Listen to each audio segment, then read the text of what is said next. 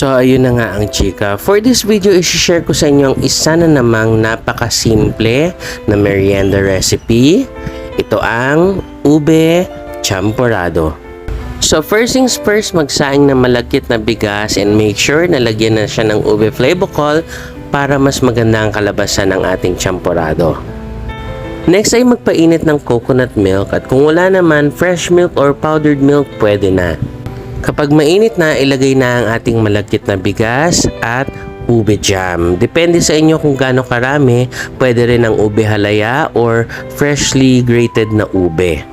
Next ay timplahan ng sugar at lutuin under low fire for about 3 to 5 minutes. At kapag okay na, patayin na ang apoy and that's it. Ready to serve na tayo. So presenting my version ng trending na merienda, ang ube champorado. And that's it.